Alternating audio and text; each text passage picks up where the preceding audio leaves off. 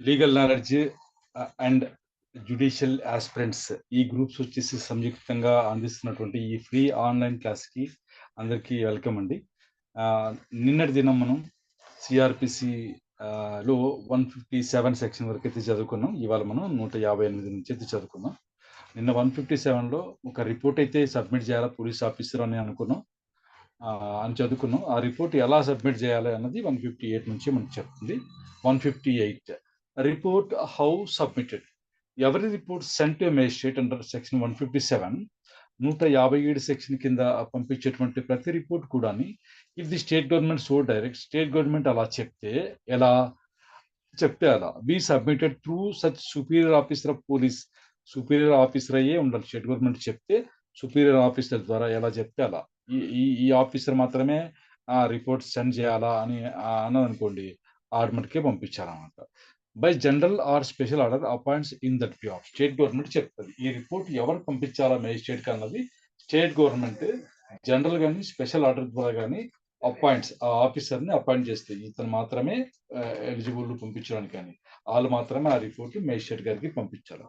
Such superior officer may give such instruction to the officer in charge of a police station as he thinks fit, and shall, after recording such instructions on such report, transmit the same without delay to the magistrate. ఒకవేళ ఆ superior ఆఫీసర్కి ఇది ఏదైతే ఇది ఇచ్చున్నారో,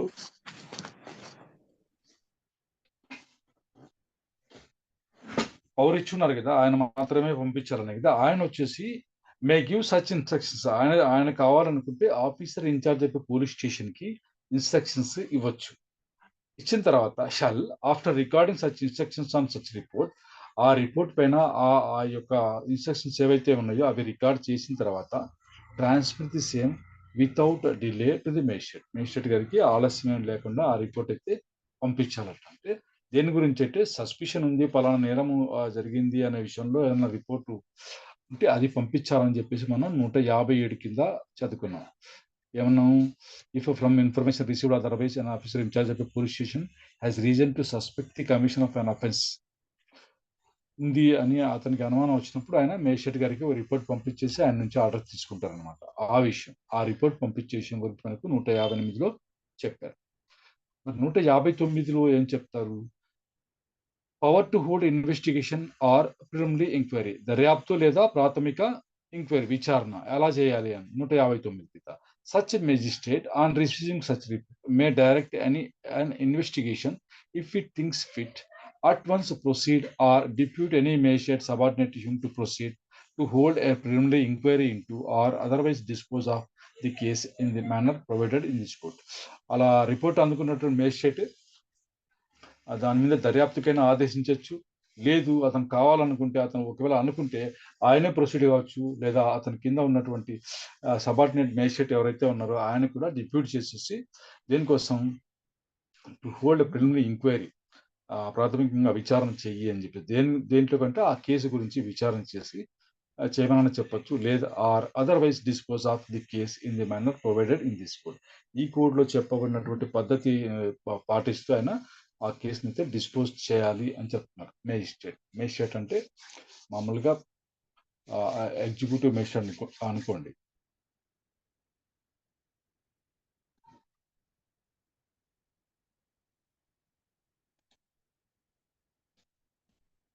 police officer power to require attendance of witness 160 160.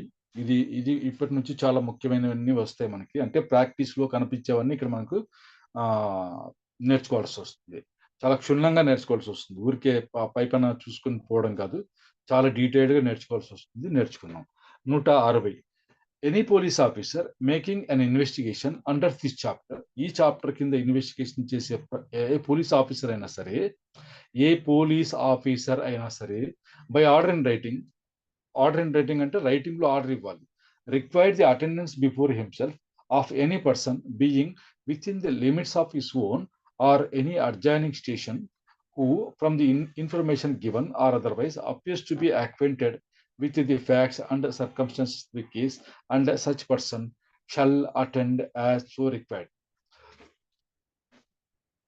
Case గురించి information ఎవరు ఇవ్వగలుగుతారు? వాళ్ళకి ఈ కేసు గురించి ఎవరికైతే విషయాలు తెలుసుంటాయి, అంటే యాక్వెంటెడ్ అంటే బాగా తెలిసి ఉంటాయి ఈ కేసు విషయాలు, దానికి దారితీసినటువంటి పరిస్థితుల గురించి ఎవరికైతే తెలిసి ఉంటాయి అన్న వాళ్ళకి police officer order in writing, అంటే రైటింగ్ లో ఆర్డర్ ఇవ్వడం ద్వారా నా ముందర హాజరవ్వు అని చెప్పేసి అన్నారట. అయితే ఆ పర్సన్ ఎక్కడ ఉండాలా అని చెప్పినప్పుడు ఇంపార్టెంట్ పాయింట్ మీరు నోట్ చేసుకోవాల్సింది, ఎక్కడ ఉండాలంటున్నారు? Within its adjoining station sir. Within the limits of his own station adjoining లేదా స్టేషన్. స్టేషన్ వాళ్ళకి మాత్రమే బాగా గమనించాలి మరి అతని స్టేషన్ జ్యూరిస్డిక్షన్ లో ఉన్న పర్సన్ కానీ లేదా సమీపంలో ఆనుకొని ఎక్కడ ఉండే స్టేషన్ అక్కడ ఉన్నటువంటి పర్సన్ కి వీళ్ళు ఆర్డర్ ఇన్ రైటింగ్ ఇచ్చి నా ముందర హాజరు కానీ చెప్పొచ్చు, అంతవరకే. ఎవరిది సాక్ష్యం ఇవ్వడానికి అంటే స్టేట్మెంట్ ఇవ్వడానికి అంటే ఇది. Provided that no male person under the age of 15 years or above the age of 65 years. మగవాళ్ళైతే under the age of 15 years అంటే 15 ఏళ్ళకు లోపల ఉన్న వాళ్ళు కానీ లేదా above the age of 65 years మగవాళ్ళకి సంబంధించి, లేదా ఆర్ ఏ ఉమెన్ స్త్రీ ఏ వయసు ఉన్నా సరే, or a mentally or physically disabled person వాళ్ళు shall be required to attend at any place other than the place in which such male person or woman resides అంటారు.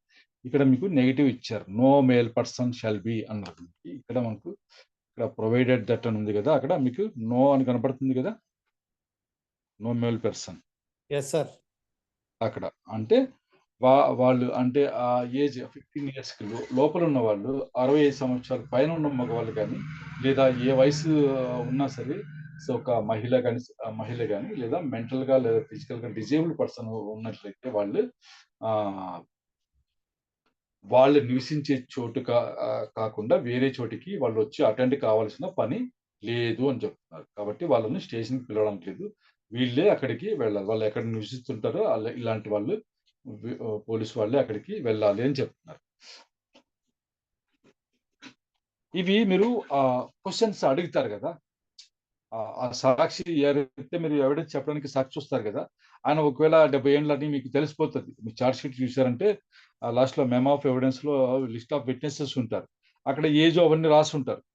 అట్లా కొన్ని ఇది ఉన్నప్పుడు పోలీసు వాళ్ళు మిమ్మల్ని ఎక్కడ విచారించారు అవన్నీ కూడా మీరు అడగచ్చు. దానివల్ల ఒరిగేదేముండదు కానీ మీరు చాలా తెలివితేటలు ఉన్నాయి మీకే అనేది జడ్జి గారు గుర్తిస్తారు. ఎక్కడ విచారించారు అని కూడా అడగొచ్చు మీరు. The state government may by rules made in this behalf provide for the payment by the police officer of the reasonable expenses of every person attending under subsection 1 or the any place other than his residence. సరే, ఆయన చెప్తారు police officer, నువ్వు స్టేషన్కి వచ్చి statement ఇవ్వు అని మీకు చెప్తారు. చెప్తే మాకు ఛార్జీలు ఎవరు ఇస్తారు సార్ అని మీరు అడగచ్చు అనమాట. అప్పుడు స్టేట్ గవర్నమెంట్ ఏం చేస్తుంది, దానికి సంబంధించిన రూల్స్ అయితే చేసి సాక్ష్యం చెప్పడానికి వచ్చినటువంటి సాక్ష్యం అంటే విట్నెస్లు స్టేట్మెంట్ ఇవ్వడానికి వచ్చే విట్నెస్లకి ఇంత దూరానికి ఇంత మీరు టీఏ ఇవ్వాల్సి ఉంటుంది అలవెన్స్ అని చెప్పేసి దాంట్లో ప్రిస్క్రైబ్ చేస్తారు. ఆ పోలీస్ ఆఫీసర్ వాళ్ళకి రీజనబుల్ ఎక్స్పెన్సెస్ అయితే పే చేయాలి. మరి నేను ఫ్లైట్లో వస్తాను అంటే కుదరదు, కానీ వాళ్ళు రాసి ఉంటారు బై బస్సా బై ఇదా అని చెప్పేసి రాసి ఉంటారు, అది మటుకి ఇస్తారనమాట. ఇవాళ కూడా 161 ఇది చాలా ఇంపార్టెంట్, రాసుకోండి. Any police officer making an investigation under this chapter, ఈ చాప్టర్ కింద దర్యాప్తు చేస్తున్నటువంటి ఏ పోలీస్ ఆఫీసర్ అయినా సరే, or any police officer not below such rank as the state government వచ్చేసి ఈ ర్యాంక్ తక్కువ కాకుండా ఉన్న పోలీస్ ఆఫీసర్ ఎవరైనా సరే ఈ స్టేట్మెంట్ రికార్డ్ చేయొచ్చు అని రూల్స్ లో చెప్తుంది అనమాట. అలా చెప్పి ఉంటే ఎలా by general or special order, ప్రత్యేకంగా ఒక ఆర్డర్ ద్వారా కానీ జనరల్ ఆర్డర్ ద్వారా కానీ ప్రిస్క్రైబ్ చేస్తే acting on the requisition of such officer. ఒకవేళ పై ఆఫీసర్ ఉన్నారనుకోండి, నువ్వు వెళ్ళి స్టేట్మెంట్ రికార్డ్ చేసుకురా పై ఆఫీసర్ చెప్తే కింద ఆఫీసర్ వెళ్ళి చేసుకొని రావాల్సిందే.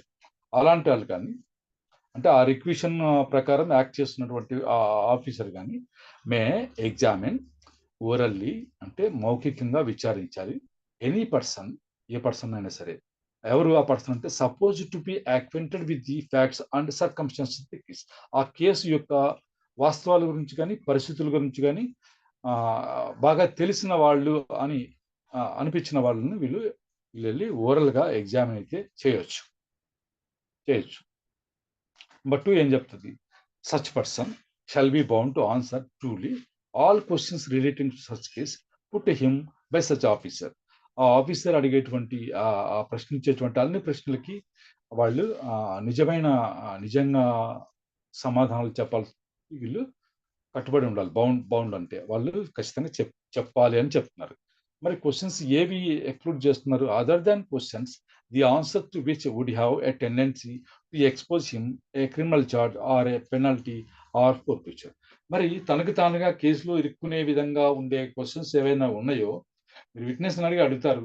కొన్ని క్వెషన్స్ ఆన్సర్ చెప్పాననుకోండి, వాడే కేసులో ఇరుక్కునే పరిస్థితి ఉందనుకోండి, అలాంటి వాటికి మటుకు వాళ్ళు ఆన్సర్ చెప్పాల్సిన అవసరము లేదు. ఆ విట్‌నెసెస్ అదనమాట. వాళ్ళు చార్జ్ గాని, పెనాల్టీ గాని, ఫోర్‌ఫిచర్ గాని దానికి గురవుతారు. ఈ క్వెషన్‌కి ఆన్సర్ చెప్తే తమకు తాము అని అనుకున్నప్పుడు వాళ్ళు ఆ క్వెషన్‌కి ఆన్సర్ చెప్పడానికి లేదు. మిగతా వాటికి మటుకు shall be bound to answer అన్నమాట. చెప్పాలి అని మనకు 161(2) చెప్తుంది. దీని కిందనే మీకు స్టేట్మెంట్ రికార్డ్ చేస్తారు. విట్‌నెస్‌లకు సంబంధించి. The police officer may reduce into writing any statement made to him. అతనికి ఇచ్చినటువంటి స్టేట్మెంట్‌ని రెడ్యూస్ ఇంటూ రైటింగ్ అంటే వ్రాతపూర్వకంగా అతను రాసుకోవచ్చు. In the course of an examination. అలా ఎగ్జామిన్ చేసినప్పుడు వాళ్ళు చెప్పిన విషయాలనైనా రాసుకోవచ్చు under this section. And if he does so, ఒకవేళ అతను రాసుకున్నట్లయితే he shall make a separate and true record of the statement of each such person whose statement he records. అతను ఒకవేళ అలా అందరికీ వాళ్ళు చెప్పిందల్లా రాసుకుంటూ వెళ్ళాడనుకోండి, అట్లాంటప్పుడు అతను విచారించిన ప్రతి వ్యక్తి యొక్క స్టేట్మెంట్‌ని సెపరేట్‌గా రికార్డ్ చేయాలి. అది కూడా ట్రూ రికార్డ్‌గా ఉండాలి అని చెప్తున్నారు. అప్పుడు ఆయన ఏం చెప్తాడు? ఒక నంబర్ ఇచ్చుకుంటూ వెళ్తాడు సీరియస్‌గా. LW1, LW2 అని రాసుకుంటూ వెళ్తారు. అది. Provided that statement made under this subsection may also be recorded by audio, video, electronic means. ఈ స్టేట్మెంట్‌ని ఆడియో, వీడియో, ఎలక్ట్రానిక్ మీన్స్ ద్వారా కూడా రికార్డ్ చేయొచ్చు. మే ఆల్సో బి అన్నారు కాబట్టి, ఇప్పుడు కొత్తగా వచ్చినదేదైనా మారింటుంది, మనం తర్వాత చూస్తాం. మే ఆల్సో బి రికార్డ్ అంటే అలా కూడా చేయొచ్చు అని చెప్పేసి. ఎస్సీ, ఎస్టీ కేసులలో ఇలా చేస్తూ ఉంటారు. Next, provided further that the statement of a woman against whom an offence under section 354. ఇవన్నీ చూసుకోండి. ఇవి మహిళలకు సంబంధించినటువంటి నేరాలు. ఇవన్నీ ఉమెన్ పోలీస్ ఆఫీసర్ లేదా ఉమెన్ ఆఫీసర్ వాళ్ళు మాత్రమే చేయాలన్నమాట. షల్ బి రికార్డెడ్ అని చెప్పారు చూడండి. వాళ్ళు మాత్రమే చేయాలి.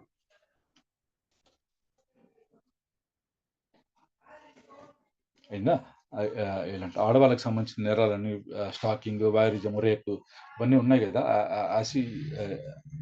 అవన్నీ వాళ్ళు ఏమంటే వాళ్ళు మగవాళ్ళతో అయితే చాలా వివరంగా చెప్పుకోలేరు అనే ఉద్దేశంతో ఇలా రాశారు. ఉమెన్ పోలీస్ ఆఫీసర్ కానీ, ఉమెన్ ఆఫీసర్ కానీ వాళ్ళే ఆ స్టేట్మెంట్ అయితే రికార్డు చేయాలి. ఇది 161 సంబంధించినటువంటి ఇది. మరి ఇది ఫార్మాట్ ఎలా ఉంటుంది అన్నది మీరు ఇది చార్జ్ షీట్‌తో పాటు 161 స్టేట్మెంట్లు ఉంటాయి. మీరు చాలా మంది చూసి ఉంటారు. అందులో ఎవరి సంతకం ఉంటుంది? Investigation officer sir. ఎవరైతే స్టేట్మెంట్ రికార్డ్ చేస్తారో ఆ ఆఫీసర్ కింద సైన్ చేసి ఉంటాడు.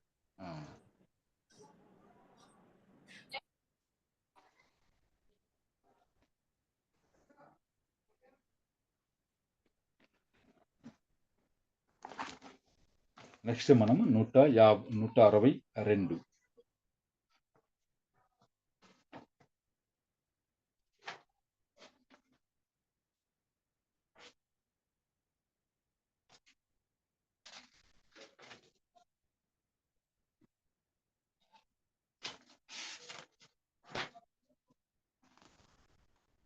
Statements to police not to be signed. మరి పోలీసులకు ఇచ్చిన ఈ రకంగా విట్నెస్లు ఇచ్చిన స్టేట్మెంట్లలో వాళ్ళైతే సంతకం చేయరాదు అని చెప్తున్నారు. No statement made by any person to a police officer police ఆఫీసర్కి ఇచ్చినటువంటి స్టేట్మెంట్ ఏదైతే ఉందో ఆ స్టేట్మెంట్లో police officer in the course of investigation under this chapter shall if reduced in writing, ఒకవేళ అతను రాతపూర్వకంగా రాసుకున్నట్లయితే సార్ అది అందులో స్టేట్మెంట్ స్క్రోల్ అయినట్లేదు సార్. సారీ ఫర్ ది లేదు అది హ్యాంగ్ అయింది, నిలబడింది. నేను బుక్ చూసి చెప్తున్నాను sir. Please sir please hang అయింది, అది బిజీ ఉంది. B sign by the person making it, ఎవరైతే ఆ స్టేట్మెంట్ ఇస్తున్నారో ఆ పర్సన్ దాన్ని సైన్ చేయక్కర్లేదు. Nor shall any such statement or any record thereof whether in police diary or otherwise, ఏ పోలీస్ డైరీలో కానీ ఏ రకం కానీ సైన్ అయితే చేయనవసరం లేదు అని చెప్పి చెప్తున్నారు. Or any part of such statement of are record be used for any purpose save as hereinafter provided at any inquiry or trial in respect of any offence under the investigation at the time when such statement was made.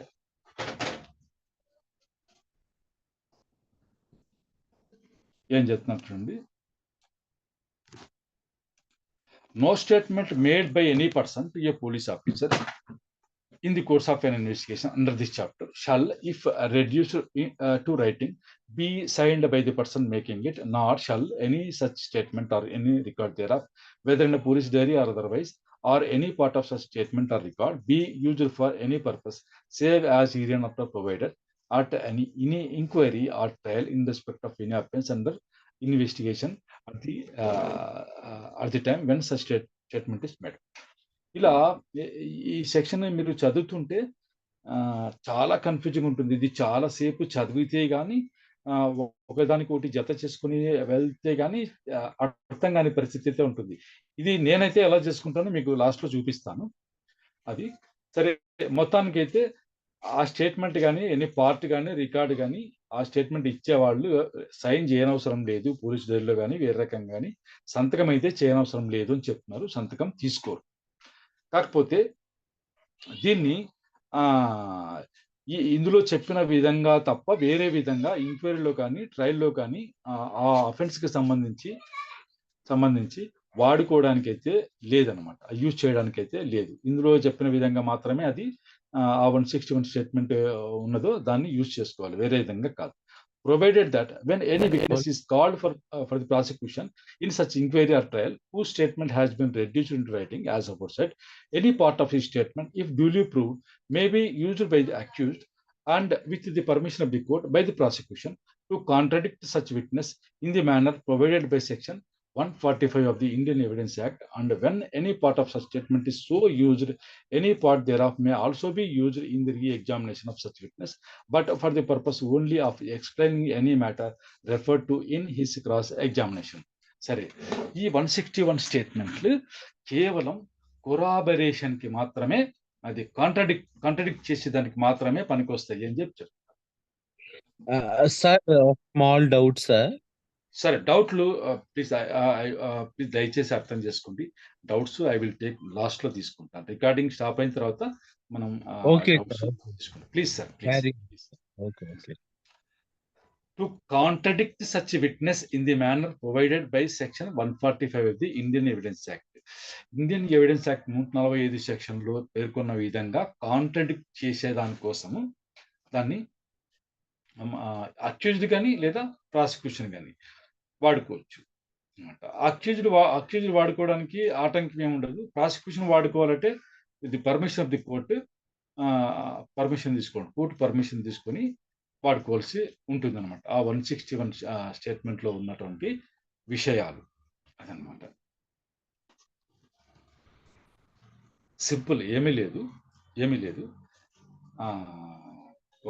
ఒక ఇది అనుకుందాం, ఒక సంఘటన సంబంధించి సాక్షి స్టేట్మెంట్లో ఏం చెప్తున్నారు, ఆయన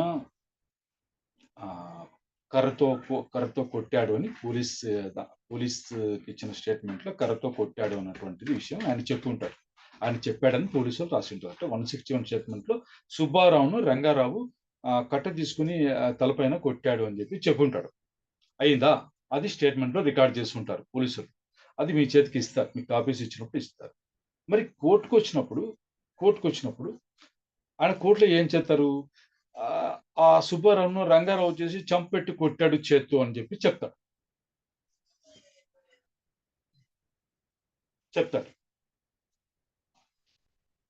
చెప్పినప్పుడు కాంట్రాడిక్షన్ ఉందా లేదా? ఏ విషయంలో కాంట్రాడిక్షన్ ఉంది? అంతకుముందు కర్ర అన్నాడు, ఇప్పుడు చేత్తో చెప్పాడు. చేత్తో అన్నాడు. అక్కడేమో కర్ర అని చెప్పాడు, ఇక్కడ చేత్తో అని చెప్పాడు. చేత్తో చెప్పాడు. ఆ- ఆ కాంట్రడిక్షన్ ఉంది. ఏదైతే కాంట్రాడిక్షన్ ఉందో దాన్ని ముద్దాయి తరపున మనం డిఫెన్స్ కౌన్సిల్ ఉంటాం కదా, మనం ఏం చేయొచ్చు అంటే మిమ్మల్ని పోలీసులు విచారించినప్పుడు కర్రతో కొట్టాడని చెప్పారు కదా అని మీరు అడగాలి. పోలీసులు విచారించినప్పుడు కర్రతో కొట్టారని చెప్పారు కదా అన్నది. ఈ సాక్షి ఏం చేస్తాడు? లేదు నేను అలా చెప్పలేదు, చేత్తో కొట్టాడని చెప్పాను అని అన్నాను అనుకోండి, ఆ పాయింట్ మీరు పక్కన రాసి పెట్టుకోవాలా. ఆ పక్కన రాసి పెట్టుకోవాలా. అయిందా? పక్కన రాసి పెట్టుకోవాలి. అంటే మీరు మరి కాన్ఫరెన్స్ చేయడానికి కోసమని అవి ఐఓన్ కాన్ఫరెన్స్ చేసేందుకు కోసం ఈ పాయింట్ మీరు పక్కన రాసి పెట్టుకోవాలి. సరే, ఇదే పాయింట్ ప్రాసిక్యూషన్ వాళ్ళు అడుగుతారు, పిపి గారు అడుగుతారు. ఆ సాక్షి అక్కడ అలా చెప్పాడు, ఇక్కడ వెళ్ళి చెప్తే with permission of the court వాళ్ళు ఏం చేస్తారు? పర్మిషన్ ఇవ్వండి, విట్నెస్ ని హాస్టైల్ చేయడానికి అని అడుగుతారు. చూసారా మీరు? చూడలేదా? విన్నారా? వాళ్ళు అడుగుతున్నా సరే కోర్టు చెప్తూ ఉంటుంది పర్మిషన్ గ్రాంటెడ్ అని చెప్తూ ఉంటుంది. అప్పుడు ఏం చెప్తారు? చూడండి, మీరు పోలీసులు విచారించినప్పుడు కర్రతో కొట్టినట్లు చెప్తున్నారు, ఇప్పుడు ముద్దాయిని కాపాడడానికో ముద్దాయికి హెల్ప్ చేయడానికో మీరు చేత్తో కొట్టడానికి అబద్ధం చెప్తున్నారు అని చెప్పేసి పిపి గారు అడుగుతారు. అలా కోర్టు పర్మిషన్ తో వాళ్ళు వాడుకోవచ్చు. కోర్టు పర్మిషన్ లేకుండా మనం ముద్దాయి తరపు వాళ్ళు వాడుకోవచ్చు. దేనికోసం? కాంట్రాడిక్ట్ చేసేదానికోసం. అంటే స్టేట్మెంట్ లో ఉన్న విషయాల్ని ఇక్కడ కోర్టులో చెప్తున్న విషయాలకి మధ్య ఏమన్నా తారతమ్యం, వ్యత్యాసం ఏదన్నా కాంట్రాడిక్షన్ ఉంటే దానికోసం మనం ఆ కాంట్రాడిక్షన్ ప్రూవ్ చేసిన కోసం మాత్రం ఇది వాడుకోవచ్చు. కానీ 161 స్టేట్మెంట్ లో ఉన్నదల్లా ఎవిడెన్స్ అని మటుకు అనుకోకండి. అవి మటుకు ఊరికే కాంట్రాడిక్ట్ చేసేదాని కోసమే యూజ్ అవుతాయి అని చెప్పేసి ఈ విషయంలో మనం ముఖ్యంగా ఆర్గ్యూ చేయాల్సింది. కానీ ఇంకో చోట మనం చెప్పుకోవాల్సింది ఏముందంటే, ఇక్కడైతే అట్లా అంటారు, ఇక్కడ మీరు అన్నారు అనుకోండి, సార్ ఇలా చెప్పాడు అంటే అదే ముందులేండి, అది ఊరికే కాంట్రాడిక్ట్ చేసేదానికి అని జడ్జి గారు అంటారు. అదే మీరు బెయిల్ అప్లికేషన్ ఫైల్ చేస్తారనుకోండి, వాళ్ళు ఏమి గ్రౌండ్స్ తీసుకుంటారు తెలుసా?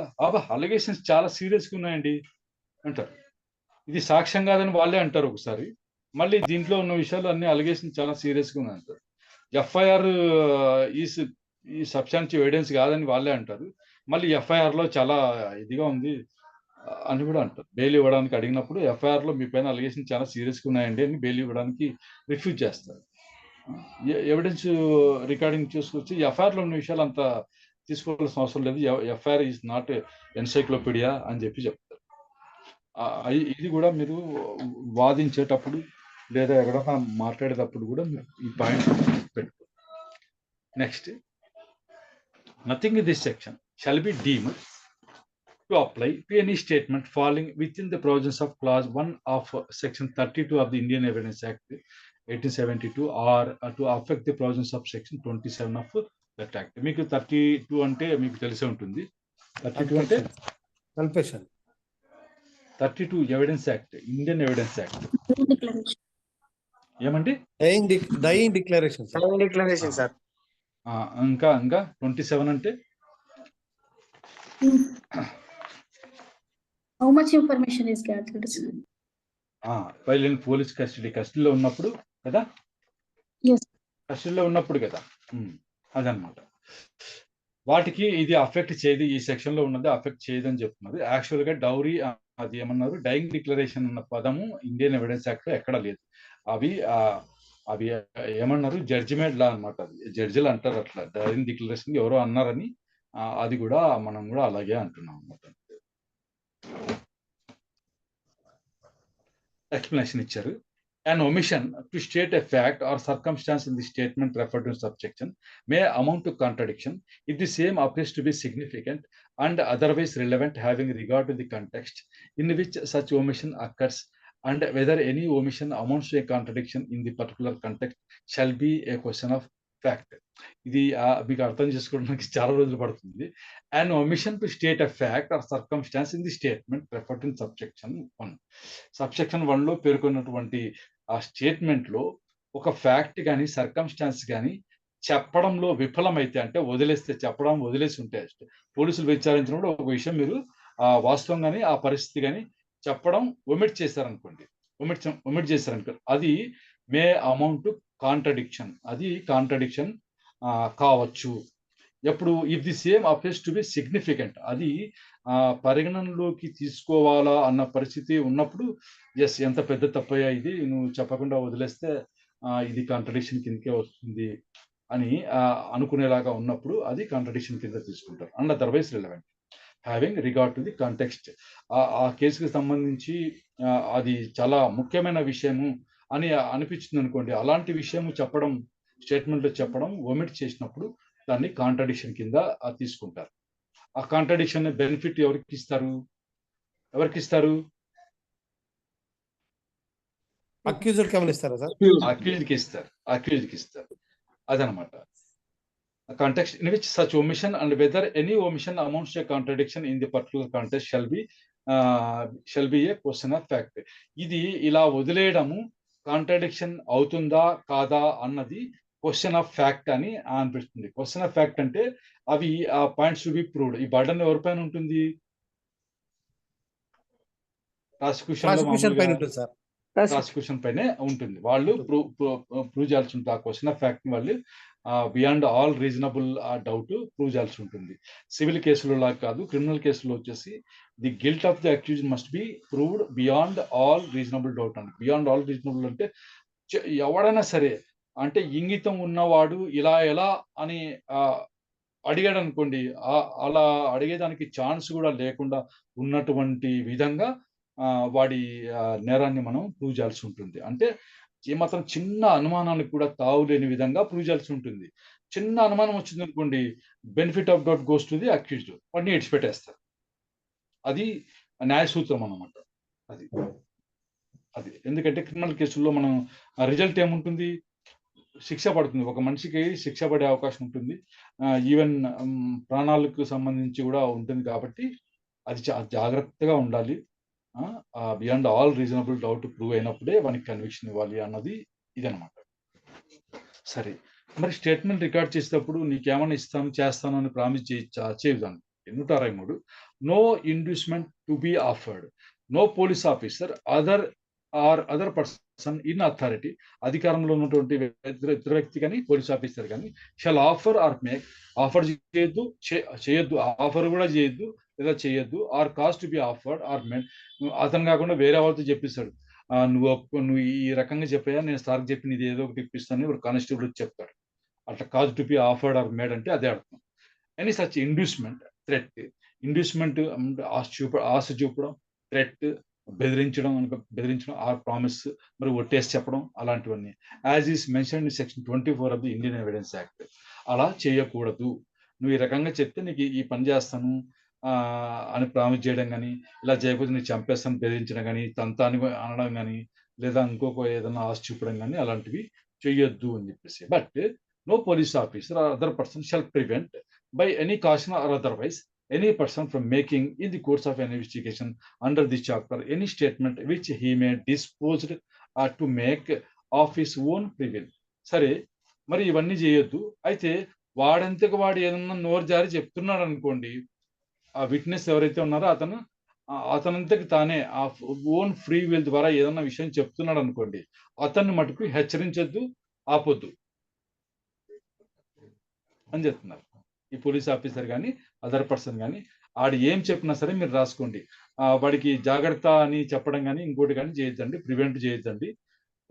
దేని నుంచి ప్రివెంట్ చేయొద్దు, దేని గురించి జాగ్రత్త చెప్పొద్దు అంటే any person from making in the course of an investigation under this chapter any statement which he may be disposed to make of his own free will. అతను ఎవరి ప్రమేయం లేకుండా అతను తనంతకు తానుగా ఏదైనా చెప్తున్నాడు అనుకోండి, అది చెప్పకుండా ఆపొద్దు, ప్రివెంట్ చేయొద్దు, అతను హెచ్చరించొద్దండి, రాసుకోండి అని చెప్పేసి చెప్తున్నారు 163(2)లో. Provided that nothing in this section subsection shall affect the provisions of subsection 4 of section 164. Section 164 subsection 4లో ఉన్నటువంటి ప్రావిజన్స్ ని ఇక్కడ ఉన్నది ఏది అఫెక్ట్ చేయదు అంటున్నారు. మనం 164 వెళ్ళినప్పుడు ఆ విషయం మనకు తెలుస్తుంది. 164 recording of confessions and statements. Any metropolitan magistrate or judicial magistrate may whether or not he has jurisdiction in the case, record any confession or statement made to him in the course of an investigation under this chapter or under any other law for the time being in force or at any time afterwards before the commencement of the inquiry or trial. బాగా సరే పడుకోండి ఇది మీరు రాసుకోవాల్సిన పాయింట్లు ఏమంటే JCG aspirants కానీ DJ JCG mostly జేసీ చాలా మంది ఉంటారు వాళ్ళు కానీ ముఖ్యంగా దీని గురించి నోట్ చేసుకోవాల్సిన పాయింట్ ఏమంటే కన్ఫెషన్స్ స్టేట్మెంట్స్ 164 కింద రికార్డ్ చేసే అధికారం ఎవరికి ఉంటుంది అన్నప్పుడు metropolitan magistrate or judicial magistrate మటుకే, సెషన్ జడ్జికి ఉండదు పవర్. ఇక్కడ నంబర్ 1 పాయింట్ ఇది ఉందా. తర్వాత whether or not he has jurisdiction in the case, ఆ కేసు గురించి ఆయనకు జ్యూరిస్డిక్షన్ ఉన్నా లేకున్నా చేయొచ్చు. ఆయన ఏం చేయొచ్చు, record any confession or statement, రెండు ఉన్నాయి ఇక్కడ. కన్ఫెషన్ ఉంది, స్టేట్మెంట్ ఉంది. కన్ఫెషన్ అంటే ఏంటి, నేరం ఒప్పుకుంటూ ఇచ్చేటువంటి, పశ్చాత్తాపడుతూ ఇచ్చేటువంటి ఏదైనా కన్ఫెషన్ అంటారు దాన్ని. అదే కానీ స్టేట్మెంట్ అంటే చెప్తారు కదా నోట్ ఏదైనా సరే దాన్ని స్టేట్మెంట్ అంటారు.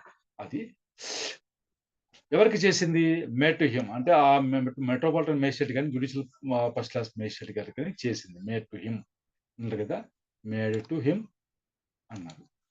ఇక్కడ ముఖ్యమైన పాయింట్, మీరు in the course of an investigation under this chapter, ఎప్పుడు ఇచ్చినవి ఈ కన్ఫెషన్ కానీ స్టేట్మెంట్ కానీ ఇన్వెస్టిగేషన్ దశలో ఇచ్చినవే. అయిందా, దర్యాప్తు కొనసాగుతుండగా ఇచ్చినవి కన్ఫెషన్ స్టేట్మెంట్ మాత్రమే వాళ్ళు 164 కింద metropolitan magistrate judicial magistrate recording చేస్తారు. అయిందా, investigation under this chapter or under any other law for the timing in force or at any time afterwards, దాని తర్వాత కూడా ఇన్వెస్టిగేషన్ తర్వాత కూడా ఆ రికార్డు చేయొచ్చట. But afterwards before the commencement of the inquiry or trial, inquiry trial comments కాకముందు ఉండాలి, inquiry దశ రాకూడదు. అంతవరకు investigation in the course of investigation వాళ్ళు ఆ స్టేట్మెంట్ కానీ కన్ఫెషన్ కానీ రికార్డ్ చేయొచ్చు. దాని తర్వాత afterwards, but before the commencement of the inquiry trial, ఆ మధ్య కాలంలో ఎక్కడైనా సరే వీళ్ళు metropolitan magistrate or judicial magistrate అన్న వాళ్ళు కన్ఫెషన్ ఆఫ్ స్టేట్మెంట్ రికార్డు చేయొచ్చు. వాళ్ళకు ఇచ్చినటువంటి కన్ఫెషన్ లేదా స్టేట్మెంట్ ని రికార్డ్ చేయొచ్చు. కన్ఫెషన్ ఎవరిస్తారు, అక్యూజ్డ్. అక్యూజ్డ్. ఎస్. స్టేట్మెంట్ ఎవరిస్తారు, విట్నెస్ సార్. విట్నెసెస్. విట్నెసెస్ అన్నమాట. Provided that any confession or statement made under this subsection may also be recorded by audio, video, electronic means in the presence of the advocate of the person accused of an offense. నేరం ఆరోపించబడిన వ్యక్తి యొక్క advocate సమక్షంలో electronic means ద్వారా, audio video ద్వారా కూడా ఈ statement, ఈ confession కానీ స్టేట్మెంట్ కానీ రికార్డు చేయొచ్చు అని చెప్పేసి చెప్తున్నారు. Provided further that no confession shall be recorded by a police officer on whom any power of a magistrate has been conferred under any law for the time being in force. ఒక police ఆఫీసర్కి ఒక magistrate యొక్క powers ఏదైనా confer చేయబడిన పరిస్థితుల్లో నాకు ఎట్లా magistrate powers ఇచ్చారు కదా నేనే రికార్డ్ చేస్తా అని పోలీస్ ఆఫీసర్ అనడానికి మటుకు ఉండదు అదనమాట. మనం ఇక్కడ పొరపాటు పడ్డమేమో, కన్ఫెషన్ అన్నది ముద్దాయి ఇస్తారు, నేరం ఒప్పుకుంటే ఇస్తారు. స్టేట్మెంట్ కూడా ఇవ్వచ్చు అనుకుంటాను ఒక్కొక్క పరిస్థితుల్లో ముద్దాయి. ఎందుకంటే మనం ఇక్కడ ఏమన్నాం, advocate of the person accused of an offence అన్నాం కదా. అక్యూజ్ అన్నారు కాబట్టి స్టేట్మెంట్ కానీ కన్ఫెషన్ కానీ వాళ్ళు ఇచ్చేటువంటిది. స్టేట్మెంట్ విట్నెస్ కూడా ఇవ్వచ్చు, అక్యూజ్ కూడా ఇవ్వచ్చు అనే అర్థంలో ఇక్కడ రాశారు. సరే, అయితే మరి మేజిస్ట్రేట్ రికార్డ్ చేస్తున్నప్పుడు ఏమేమి ఇది తీసుకోవాలా అన్నప్పుడు, the magistrate shall before recording any such confession, ఆ కన్ఫెషన్ రికార్డ్ చేయడానికి ముందుగా ఏం చేయాలట, explain to the person making it, ఆ స్టేట్మెంట్ కానీ కన్ఫెషన్, అది కన్ఫెషన్ ఇస్తుంది, స్టేట్మెంట్ కాదు కన్ఫెషన్ ఇస్తున్నటువంటి వ్యక్తిని ముందుగా ఎక్స్ప్లెయిన్ చేయాలట, ఆయనకి వివరించి చెప్పాలా. ఏమని, that he is not bound to make a confession. నువ్వు నేరం ఒప్పుకోవాల్సిన పని లేదు, ఈ రకంగా చెప్పాల్సిన పని లేదని ముందుగా హెచ్చరించాలి, వివరించాలి. And that if he does so, ఒకవేళ నువ్వు ఇలా ఒప్పుకున్నావు అనుకో, it may be used as evidence against him. నీకు వ్యతిరేకంగా దీన్ని సాక్ష్యంగా ఉపయోగించుకోబడుతుంది, చూసుకో ఒకసారి అని చెప్పేసి అతనికి వివరించి అయితే చెప్పాలట. It may be used as evidence against him. ఎవరైతే ఆ కన్ఫెషన్ ఇస్తున్నారో అతనికి వ్యతిరేకంగా ఇది సాక్ష్యంగా ఉపయోగపడుతుంది అన్న విషయాన్ని అతనికి వివరించి చెప్పాలట. మరియు and the magistrate shall not record any such confession unless upon questioning the person making it, he has reason to believe that it is being made voluntarily. సరే, ఆ విషయం అయితే చెప్పాలా. అయ్యా నువ్వు ఈ కన్ఫెషన్ అయితే ఇవ్వాల్సిన పని లేదు అంటే తప్పనిసరిగా ఇవ్వాల్సిన కంపల్షన్ అయితే ఏది లేదు. ఒకవేళ నువ్వు ఇచ్చావు అనుకో, రేపు పొద్దున నీకు వ్యతిరేకంగా సాక్ష్యంగా కూడా నువ్వు ఇచ్చేటువంటి కన్ఫెషన్ ఉపయోగించుకునే అవకాశం ఉంది అని చెప్పి వివరించి చెప్పాలి. తర్వాత క్వశ్చన్స్ అడగాలన్నమాట. ఏమని? The magistrate shall not record any such confession unless upon questioning the person making it. ఆ కన్ఫెషన్ ఇస్తున్నటువంటి పర్సన్ ని క్వశ్చన్ చేయడం ద్వారా ఒక విషయం తెలుసుకోవాలి. ఏమని? He has reason to believe that it is being made voluntary. ఇతను తనకు తానుగా చెప్తున్నాడు, ఈ కన్ఫెషన్ తనకు తానుగా ఎవరి ఒత్తిడి లేకుండా వాలంటరీగా ఇస్తున్నాడు అని నమ్మకం కలిగేదానికి ఒక కారణం అంటూ అతనికి వచ్చే విధంగా అతన్ని ప్రశ్నించాలన్నమాట. కొన్ని క్వశ్చన్లు అడగడం ద్వారా ఇతనే చెప్తున్నాడు, ఇతనికి ఎవరి ఒత్తిడి లేదు అని అతను నమ్మిన తర్వాతనే రికార్డ్ చేయడం. అంతవరకు ఆ కన్ఫెషన్ రికార్డ్ చేయొద్దు అని చెప్పేసి చెప్తున్నాడు. ఇప్పుడు మనకు తేట తెల్లంగా అర్థమయ్యేది ఏంటి? ఎవరన్నా సరే నేరం ఒప్పుకునే ఇది ఉన్నప్పుడు, అయ్యా నువ్వు ఇలా ఒప్పుకోవాల్సిన పని లేదు, ఒప్పుకుంటే నీకు వ్యతిరేకంగా ఇది ఉపయోగించే అవకాశం ఉందని చెప్పేసి వివరించి అయితే చెప్పారట. సరే, అయింది. If at any time before the confession is recorded, confession record చేసే ముందు ఏ టైంలో అయినా సరే, the person appearing before the magistrate state that he is not willing to make the confession, the magistrate shall not authorise the detention of such person in police custody. ఒకవేళ ఆ record చేయడానికి ఆయన పూనుకుంటున్న సమయంలో అంతకంటే ముందు ఎప్పుడైనా సరే ఆ పర్సన్ ఎవరినైతే పిలుచుకొస్తారో పోలీసులు మేజిస్ట్రేట్ ముందుకి, ఆ పర్సన్ ఉన్నట్లుండి ఏమంటాడు? That he is not willing to make the confession. అయ్యా నేను చెప్పను, నేను కన్ఫెషన్ ఇవ్వను అని అన్నారనుకోండి, అప్పుడు the magistrate shall not authorise detention of such person in police custody. మరి అతన్ని పోలీస్ కస్టడీకి అయితే డిటెన్షన్ లో ఉండేలాగా మేజిస్ట్రేట్ గారు ఆర్డర్ ఇవ్వకుండా అతన్ని వెళ్ళిపోను అని చెప్పేసి చెప్పొచ్చు అని చెప్తారు. అంటే వాళ్ళకి ఎంత అవకాశం ఉందంటే ఈవెన్ పెన్ను పెట్టి అతను రికార్డు చేయడం స్టార్ట్ చేసే ముందు కూడా ఆ స్టేట్మెంట్ ఇచ్చే వ్యక్తి, అయ్యా నాకు ఇష్టం లేదు వెళ్ళిపోతాను అని అనొచ్చు. కన్ఫెషన్ ఇవ్వడానికి ముందుకు వచ్చిన వ్యక్తి.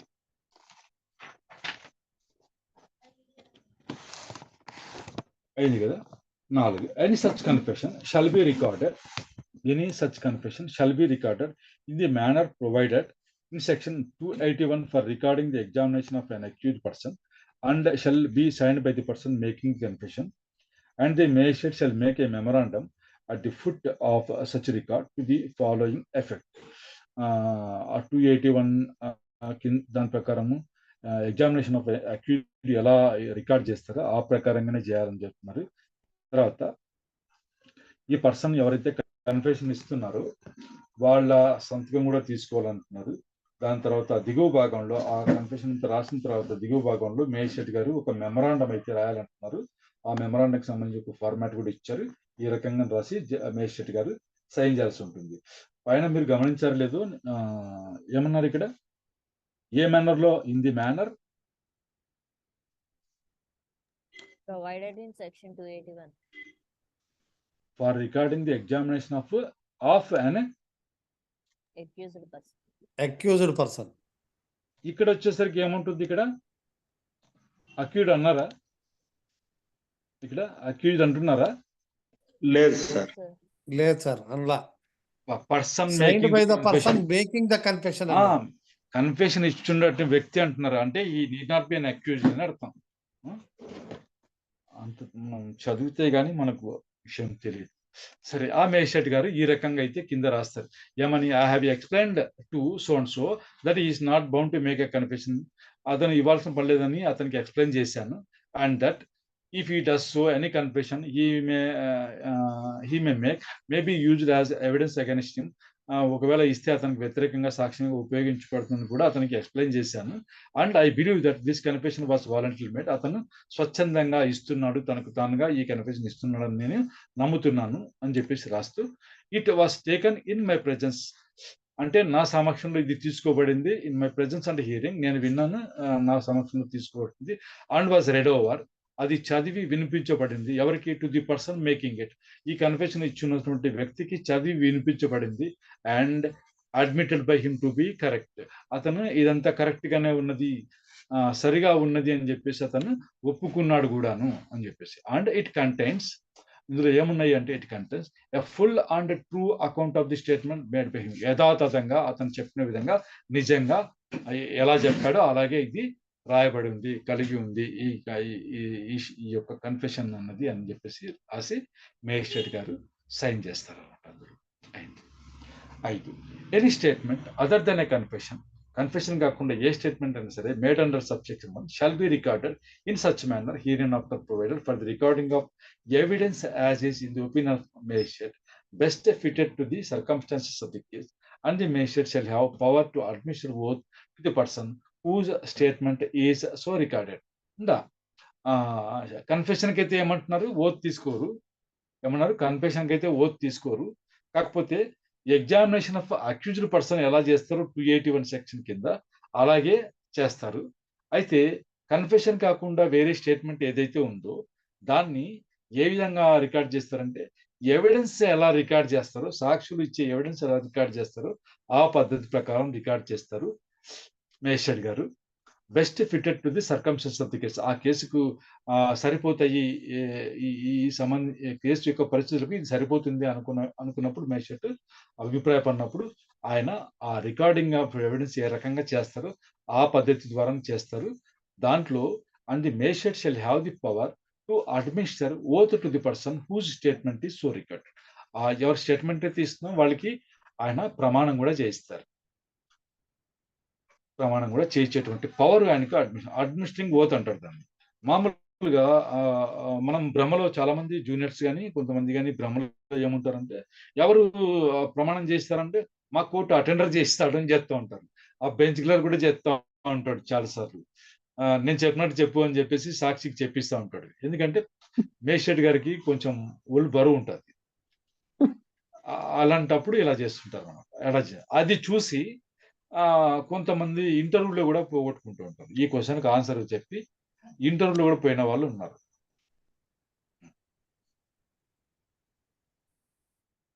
కాబట్టి ఎవరు ఓత్ అడ్మినిస్టర్ చేస్తారు అన్నప్పుడు ఏం చెప్పాలా? మ్యాజిస్ట్రేట్ అని చెప్పాలా? మేజిస్ట్రేట్. జడ్జి గారు కూడా చేస్తారు. అక్కడ సెషన్స్ మేజిస్ట్రేట్ గారు ఓత్ అడ్మినిస్టర్ చేస్తారు విట్నెసెస్ కి. అలానే ఇక్కడ కూడా ఎవరైతే స్టేట్మెంట్ ఇస్తున్నారో ఆ వ్యక్తి చేత ప్రమాణం చేయించేటువంటి పవర్ మేజిస్ట్రేట్ గారికి ఉంటూ ఉన్నది అని చెప్పేసి మనకు సబ్సెక్షన్ 5 చెప్తా ఉంది. The magistrate shall have the power to administer oath to the person who statement is so recorded. సరే, నిన్న ఎవరో సార్ అడిగారు 154 సెక్షన్ సి అన్నప్పుడు సార్ ఇంకోసారి చెప్పరా అని అన్నారు. మనం అక్కడికి వెళ్దాం ఒక్కసారి.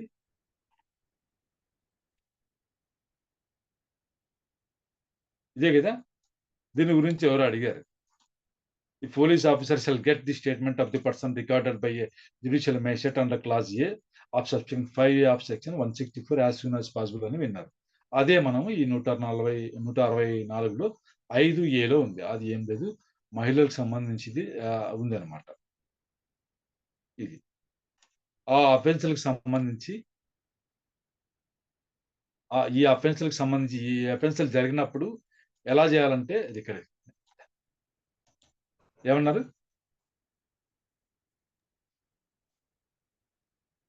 As soon as the commission of the offense is brought to the notice of the police. ఈ నేరం జరిగింది, ఈ మహిళల పైన, ఈ ఆడవాళ్ళ పైన ఇలా నేరం జరిగింది అనే విషయము పోలీసుల దృష్టికి వచ్చిన వీలంత తొందరలో, యాజ్ సూన్ యాజ్ అంటే త్వరగా అన్నమాట. అంటే వెంటనే అన్నట్టు. వెంటనే వాళ్ళు ఏం చేయాలంటే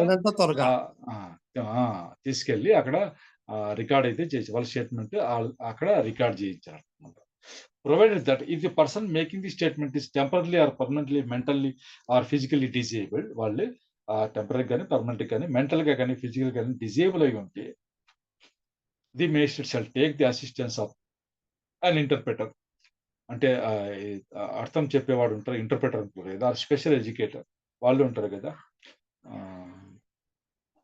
మన భాష రాని వాళ్ళకి అంటే మాటలు రాని వాళ్ళకు సైగల ద్వారా చెప్పేటువంటి వాళ్ళని సహాయం తీసుకుని ఆయన ఆ స్టేట్మెంట్ రికార్డ్ చేయడంలో వాళ్ళ సహాయం అయితే తీసుకోవాలని చెప్పేసి అంటున్నారు. Next, provided further that the person making the statement is temporary or permanently mentally or physically disabled, the statement made by the person with the assistance of interpretator or special education shall be videographed. ఒకవేళ అలా వాళ్ళ సహాయంతో నువ్వు ఈ statement ఇది record చేస్తున్నావు అనుకో, అలాంటప్పుడు అది ఖచ్చితంగా వీడియో తీయబడాలి అని చెప్పి చెప్తున్నారు. Shall be వీడియోగ్రాఫ్డ్.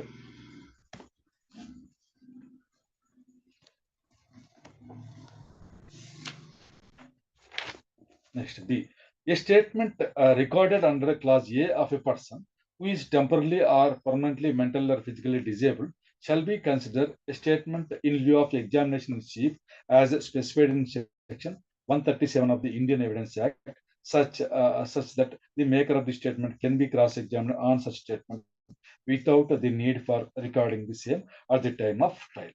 ఇది ఇప్పుడు చెప్పింది మీకు నాకు అందరికి ఇక్కడ ఉన్న అందరికీ ఇది చాలా కొత్త విషయం.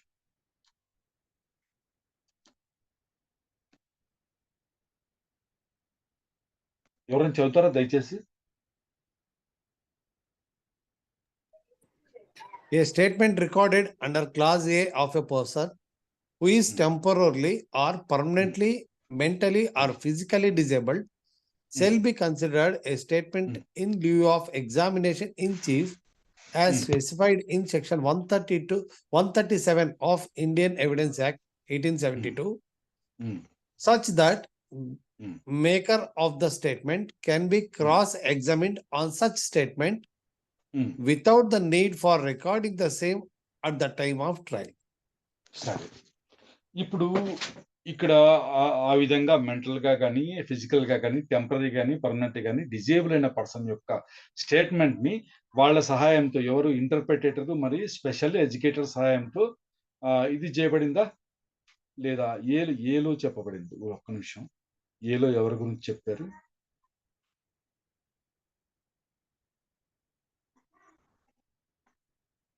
వీళ్ళు ఏలో ఏ ఇక్కడ ఉందా? ఏ ఇక్కడ ఉంది కదా, A5Aలో ఏ ఉంది కదా. ఈ నేరాలకు సంబంధించి ఈ నేరాలకు సంబంధించి ఇవన్నీ మేజిస్ట్రేట్ గారు రికార్డ్ చేసి ఉంటారు కదా స్టేట్మెంట్.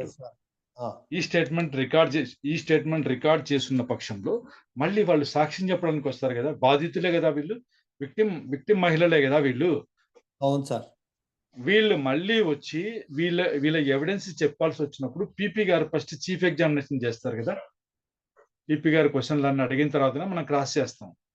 అవును, అలా అవసరం లేదు. వీళ్ళు ఏదైతే మేజిస్ట్రేట్ గారు ఈ స్టేట్మెంట్ రికార్డ్ చేస్తారో దాన్నే ఎగ్జామినేషన్ ఇన్ చీఫ్ అనుకోండి అని చెప్పేసి చెప్తున్నారు. చూడండి, ఏదైతే స్టేట్మెంట్ రికార్డ్ చేస్తారో దాన్నే ఎగ్జామినేషన్ ఇన్ చీఫ్ అనుకోండి. మనం సివిల్లో మనం చీఫ్ ఎగ్జామినేషన్ అఫిడవిట్ వేస్తాం కదా, అలాగే భావించుకుని దానిపైన మీరు క్రాస్ ఎగ్జామినేషన్ చేయొచ్చు అని ఇందులో రాశారు. ఇదైతే 99% ఇక్కడున్న వాళ్ళలో ఈ విషయం అయితే ఈ రోజే కొత్తగా తెలిసిందని నేను అనుకుంటాను. మరి కూలంకషంగా చదివిన మేధావులు ఎవరన్నా ఉంటే సారీ ఏమనుకోకండి. అదనమాట. చూడండి, అంటే వాళ్ళు చీఫ్ చెప్పనవసరం లేదంట. ఈ అఫెన్సెస్ గురించి మేజిస్ట్రేట్ గారు రికార్డ్ చేసిన స్టేట్మెంట్ రికార్డ్ చేస్తుంటే వీటిలో చీఫ్ ఎగ్జామినేషన్ ఉండనవసరం లేదు. దీన్నే చీఫ్ ఎగ్జామినేషన్ గా భావించుకుని కెన్ బి క్రాస్ ఎగ్జామిన్డ్ అని చెప్పి రాశారు. చూడండి, అంటే ఇప్పుడు పైన చెప్పిన అఫెన్సెస్ అన్ని that all offences connected with women sir. So అటువంటి పరిస్థితిలో చీఫ్ ఎగ్జామినేషన్ సంబంధించి మ్యాజిస్ట్రేట్ గారు ఏమైతే అప్పుడు ప్రైవేట్ గా చేసింటాడో వాటినే ఎగ్జామినేషన్ ఇన్ చీఫ్ గా కూడా కన్సిడర్ చేసుకోమంటున్నారు. కన్సిడర్ చేసేసి మళ్ళీ కోర్టులో బోనెక్కి అదే మాటలు అవే విషయాలు అందరి ముందు చెప్పనవసరం లేకుండా లేకుండా దాన్నే చీఫ్ ఎగ్జామినర్స్ అనుకోండి, దానిపైనే క్రాస్ ఎగ్జామినేషన్ చేయండి అని చెప్పేసి చేయండి. Can be Yes, cross exactly. Answer statement without the need for recording the same at the time of trial. మళ్ళీ ట్రయల్ అప్పుడు ఇంకోసారి అది రికార్డ్ చేసే అవసరం లేకుండా ఇలా చేయొచ్చు అని చెప్పేసి దీంట్లో రాశారు. ఇది కొంచెం జాగ్రత్తగా ఇది పెట్టుకోండి. ఏంటంటే మిగతా వాళ్ళకంటే మనం బెటర్ గా ఉండాలని అనుకుని క్లాస్కి వచ్చాం కాబట్టి ఇది హైలైట్ చేసి పెట్టుకోండి దయచేసి బుక్ లో కూడా. Yes, sir. సార్ అది only temporarily or permanently mentally physically disable people అవునవును అవును వాళ్ళ గురించి వాళ్ళకి మాత్రం. ఓకే. అవునవును. పీపీ చేస్తారు. Cross examine sir. మేడం ఇది లాస్ట్ లో చెప్తాను. క్రాస్ ఎగ్జామినేషన్ మనం క్వశ్చన్లు అడిగినప్పుడు వాళ్ళు చెప్పలేకపోతే అప్పుడు కూడా ఇంటర్ప్రిటర్ వస్తాడు, స్పెషల్ ఎడ్యుకేటర్ కూడా వస్తారు, ఆ ప్రకారంగా చేస్తారు. Okay sir. Sir examination PP చేస్తారా సార్? క్రిమినల్ కేసుల్లో మోస్ట్లీ పీపీ చేస్తారు మేడం. Okay sir. అదే ఒకవేళ మీరు ప్రైవేట్ కంప్లైంట్ అంటుంటారు కదా, అప్పుడు వచ్చేసి కంప్లైంట్ ఉన్నటువంటి వాళ్ళు చీఫ్ ఎగ్జామినేషన్ చేస్తారు, డిఫెన్స్ వాళ్ళు వచ్చేసి క్రాస్ చేస్తారు. సివిల్లో అయితే ప్లేంటిఫ్ సైడ్ కాదు, విట్నెస్ ఎవరిని పిలుచుకొస్తారో వాళ్ళు చీఫ్ చేస్తారు, అదర్ సైడ్ క్రాస్ చేస్తారు. The magistrate recording confession or statement under the section shall forward it the magistrate by whom the case is to be inquired into or tried. ఇందులో ముఖ్యమైన విషయం ఏంటంటే, ఇప్పుడు నేను ఎగ్జాంపుల్ చెప్తాను. మా తాడిపత్రిలో కేసు జరుగుతోంది. ఆ కేసుకు సంబంధించి ఎవరో స్టేట్మెంట్ కన్ఫెషన్ ఇవ్వాలనుకున్నారు. అప్పుడు పోలీస్ వాళ్ళు ఆ మనిషిని మా తాడిపత్రి మేజిస్ట్రేట్ దగ్గరికి తీసుకురారు, వేరే దగ్గరికి తీసుకెళ్తారు. ఇది ఇందులో ఉన్నది. అది మాకు మోస్ట్లీ ఇన్ఛార్జ్ ఎవరు ఇచ్చి ఉంటే గుత్తి మేజిస్ట్రేట్ దగ్గరికి తీసుకెళ్తారు. మీ ఏరియాలో కూడా అట్లనే ఉంటుంది, మీరు అది కనుక్కోండి. కన్ఫెషన్ రికార్డ్ మీ కోర్టుకు సంబంధించి కన్ఫెషన్ రికార్డ్ చేయడానికి వేరే మేజిస్ట్రేట్కి అయితే అథారిటీ ఇచ్చి ఉంటారు, మీరు ఆ రకంగా అది కనుక్కోండి.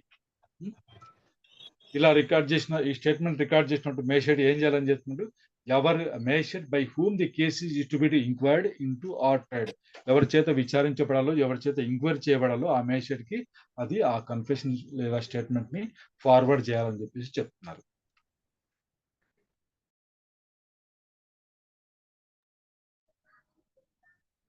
సార్ సేమ్ జ్యూరిస్డిక్షన్ పంపించాలనా లేకపోతే ఎట్లా సార్ ఇది? సేమ్ మేజిస్ట్రేట్ చేయడమా, ఎవరైతే ట్రయల్ జరుపుతారో ఆ మేజిస్ట్రేట్ అయితే కన్ఫెషన్ స్టేట్మెంట్ రికార్డ్ చేయడు ఆ కేసుకు సంబంధించి. అదే సేమ్ జ్యూరిస్డిక్షన్ మేజిస్ట్రేట్ మాత్రమే చేయాలి. కాదమ్మా, ఈ కోర్టు కాకుండా వేరే కోర్టు మేజిస్ట్రేట్ రికార్డ్ చేస్తారు అట్లన్నమాట. మా తాడిపత్రి కేసులకు సంబంధించి కన్ఫెషన్ ఇలా స్టేట్మెంట్ రికార్డ్ చేయాలంటే గుత్తికి పంపిస్తారు. మీ ఏరియాలో ఎవరికి పంపిస్తారో మీరు వెళ్ళి కనుక్కోవడం అవసరం, కనుక్కోండి కూడా. కన్ఫెషన్ స్టేట్మెంట్లు వరకు ఒక సెపరేట్ కోర్టుకి అలాట్ చేస్తారా సార్? అయితే సెపరేట్ కోర్టు ఏం కాదమ్మా, మామూలు రెగ్యులర్ కోర్టే అది. రెగ్యులర్ కోర్టే ఒక కోర్టుకి ఇన్ఛార్జ్ చేస్తారు. Confession statement only by accused sir. ఇక్కడ పాయింట్ లేదు, అక్యూజ్ అని కాదు, ఏ పర్సన్ అయినా సరే, ఎవరిదైనా సరే కన్ఫెషన్ స్టేట్మెంట్ ఇక్కడ పాయింట్ ఏంటంటే క్లియర్ కట్ గా మీరు చెప్పిన దాంట్లో ఏ పర్సన్ ఏ మెజిస్ట్రేట్ అయితే ట్రయల్ కండక్ట్ చేస్తాడో ఆయన కన్ఫెషన్ తీసుకోవడానికి లేదంతే. లేదు అది అదే. సో ఫర్ ఎగ్జాంపుల్ ఇప్పుడు హిందూపూర్ లో ఆ ట్రయల్ చేసాయని కాకుండా వేరే ట్రయల్ చేస్తారంటే ఆయన తీసుకోవచ్చు, అట్లా తీసుకోవచ్చు. అదనమాట, అది రైట్ సార్. అలాగే జరుగుతుంది. దానికి సంబంధించి మీరు ఆ కన్ఫెషన్ రికార్డ్ చేసే ఆ రూల్ సంబంధించి రూల్ కూడా వెతకండి. ఇన్ ది మీన్ వైల్ ఈ మధ్యలో రూల్ వెతకండి, రూల్స్ ఉన్నాయి, రూల్ వెతకండి. సరే, 164 అయిపోయింది, 165కి వెళ్దాం. ఇంకొక section 164A medical examination of the victim of rape. మరి రేప్ బాధితురాలు ఎవరైతే ఉంటారో విక్టిమ్ అన్నారు, బాధితురాలు, medical examination of the victim of rape where during the stage when the offence of committing rape or attempt to commit rape is under investigation. అది ఇంకా దర్యాప్తు దశలోనే ఉన్నప్పుడు ఆ నేరం, ఆ రేప్కి సంబంధించిన నేరం కానీ రేప్కి అటెంప్ట్ చేసిన ఇది కానీ దర్యాప్తు దశలో ఉన్నప్పుడు it is proposed to get the person of the women with whom rape is alleged or attempted to have been committed or attempted, examined by a medical expert. మరి ఆమె పైన అత్యాచారం జరిగింది అని అనుకున్న మహిళ ఎవరైతే ఉన్నారో వాళ్ళని మెడికల్ ఎక్స్పర్ట్ చేత ఎగ్జామిన్ చేయించాలి అనే అనిపిస్తే, అంటే ఆ ప్రపోజల్ వస్తే, such examination shall be conducted by a registered medical practitioner. Registered medical practitioner ద్వారా అయితే చేయించారట. ఎక్కడ? Employed in a hospital run by the government చేత రన్ చేస్తున్నటువంటి హాస్పిటల్లో పనిచేస్తున్నటువంటి రిజిస్టర్డ్ మెడికల్ ప్రాక్టీషనర్ ద్వారా కానీ, లేదు లోకల్ అథారిటీ చేత రన్ చేయబడుతున్న దాంట్లో కానీ, లేదు and in the absence of practitioner, అలాంటి ప్రాక్టీషనర్స్ అక్కడ లేనప్పుడు, ఆబ్సెన్స్ లో ఉన్నప్పుడు, by any other registered medical practitioner, ఏ రిజిస్టర్డ్ మెడికల్ ప్రాక్టీషనర్ చేతనే సరే ఎగ్జామిన్ చేయించవచ్చు with the consent of such women. మరి అలా చేయించడానికి ఆమె అనుమతి ఉండాలన్నమాట. With consent of such women or of a person competent to give such consent on her behalf. ఆమె తరపున ఆ రకంగా అనుమతి ఇవ్వడానికి, సమ్మతి ఇవ్వడానికి, కన్సెంట్ ఇవ్వడానికి ఎవరైతే కాంపిటెంట్ ఉంటారో ఆ పర్సన్ యొక్క కన్సెంట్ కానీ తీసుకొని, and such women shall be sent to such registered medical practitioner with in 24 hours from the time of receiving the information relating to the commission of such. మరి ఆ నేరం జరిగింది అనే సమాచారం అందుకున్నటువంటి 24 గంటల లోపల ఈ రకంగా చేయొచ్చు అనమాట. ఫస్ట్ అయితే ఎవరికి ఇచ్చారు? గవర్నమెంట్ చేత రన్ చేయబడుతున్నటువంటి దాంట్లో, లేదా లోకల్ అథారిటీలో ద్వారా రన్ చేయబడినటువంటి హాస్పిటల్లో ఉన్నటువంటి రిజిస్టర్డ్ మెడికల్ ప్రాక్టీషనర్ ద్వారా వాళ్ళని, ఆ మహిళని ఎగ్జామిన్ చేయించాలా అని చెప్పి చెప్తున్నారు. ఒకవేళ అలా దొరకని పక్షంలో ఏ రిజిస్టర్డ్ మెడికల్ ప్రాక్టీషనర్ ద్వారా అయినా చేయించవచ్చు అని చెప్తారు. కాకపోతే అలా చేయించడానికి ఆమె ఒప్పుకోవాలి, ఆమె కన్సెంట్ ఇవ్వాలి, ఆ సచ్ ఉమెన్. లేదు ఆమె తరపున ఎవరైనా అలాంటి కన్సెంట్ ఇవ్వడానికి పర్సన్ కాంపిటెంట్ ఉంటారో, అంటే వాళ్ళ తండ్రి గారు, భర్త గారు అలాంటి వాళ్ళు ఉంటారు కదా, వాళ్ళ కన్సెంట్ కూడా తీసుకున్న తర్వాతనే ఆమెను ఆ మెడికల్ ప్రాక్టీషనర్ దగ్గరికి within 24 hours from the time of receiving the information పంపించాల్సి ఉంటుందని చెప్పేసి మనకు 164A సబ్సెక్షన్ 1 చెప్తా ఉంది. Next, the registered medical practitioner to whom such women is sent, ఎవరి దగ్గరికి అయితే హ్యూమన్ పంపిస్తారో ఎగ్జామినేషన్ కోసం, షల్ ఖచ్చితంగా చేసే తీరాలి. ఎలా? వితౌట్ డిలే, ఎటువంటి ఆలస్యం లేకుండా ఏం చేయాలా? The examine her person and prepare a report of his examination giving the following particulars. మరి హర్ పర్సన్ అంటే ఏంటి?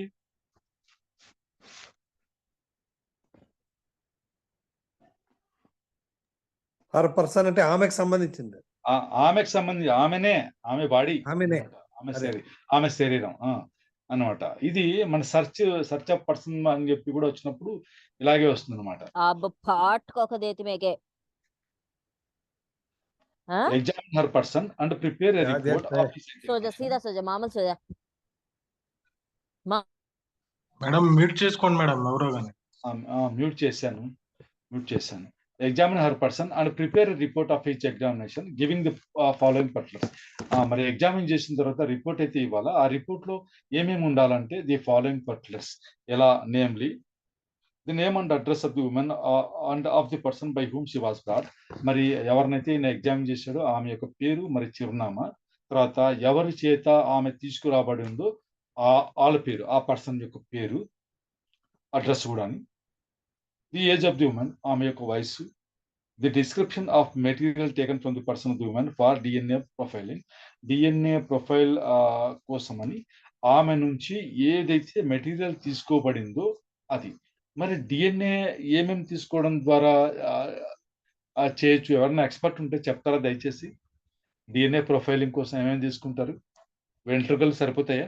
హెయిర్, నెయిల్స్ సార్, బాడీలో అన్ని పార్ట్స్ లోంచి కూడా డిఎన్ఏ తీయొచ్చు.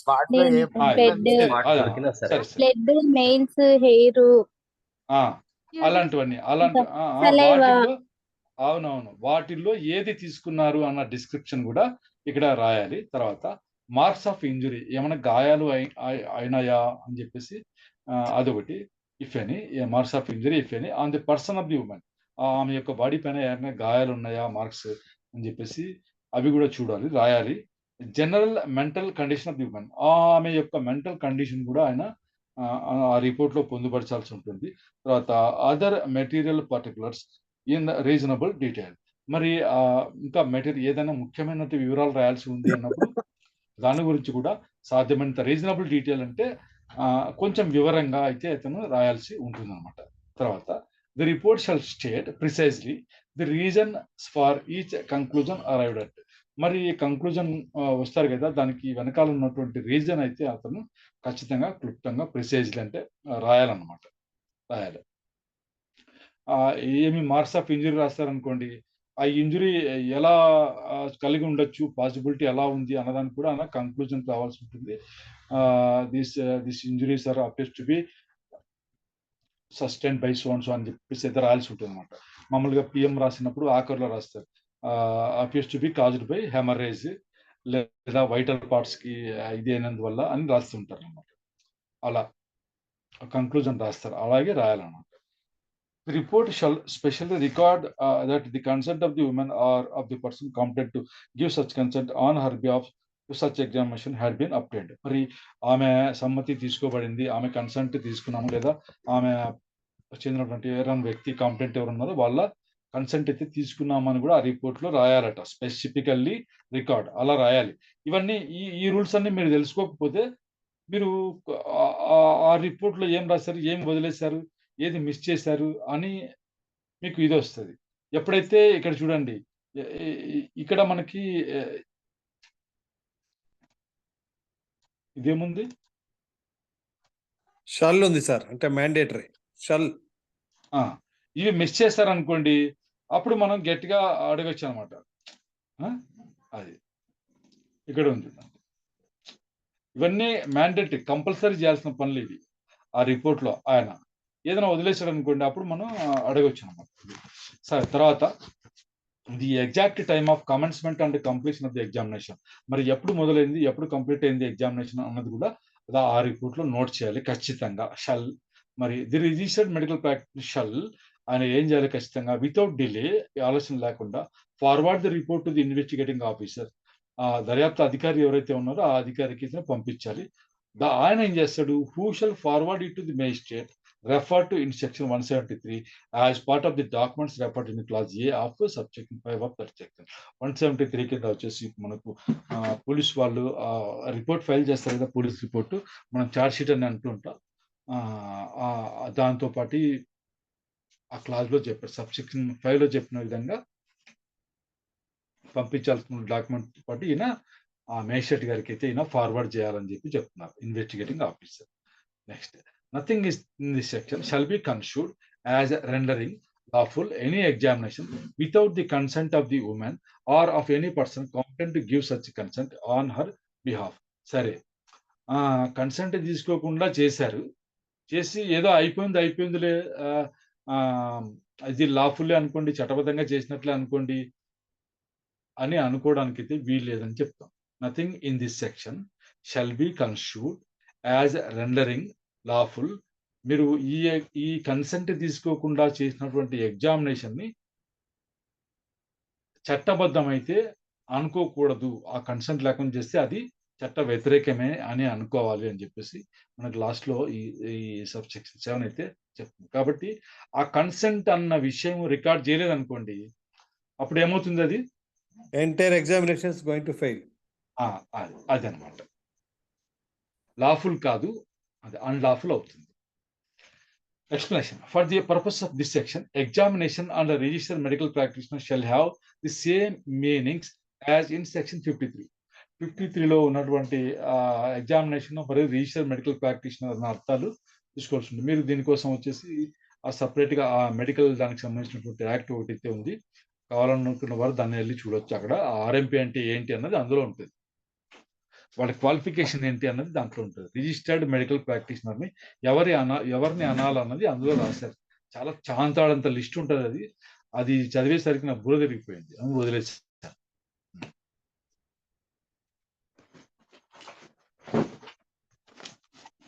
నెక్స్ట్, ఇక్కడి వరకు ఒక విధమైన చాప్టర్ ఇప్పుడు అయిపోయింది. మనం ఒక విధమైనటువంటి విషయాలకు సంబంధించినవైతే తెలుసుకున్నాం మనం 164 ఏ వరకు. రేపు 165 నుంచి అయితే తెలుసుకున్నాం. ఇది దేని గురించి మొదలవుతుందంటే సెర్చ్ గురించి మొదలవుతుంది. మీకు ఈ సెర్చ్ అయిన తర్వాత ఈ 165 అది అయిన తర్వాత మీకు ఈ సెర్చ్ గురించి సిఆర్పిసిలో ఏమేమి ప్రాజెక్ట్స్ ఉన్నాయి, ఎక్కడెక్కడ ఉన్నాయి, దేని గురించి సెర్చ్ ఉన్నదని రేపు చెప్పడం జరుగుతుంది. రేపు దయచేసి మిస్ కావద్దు. రేపు చాలా ఇంపార్టెంట్ అనమాట. మిస్ కావద్దండి ప్లీజ్.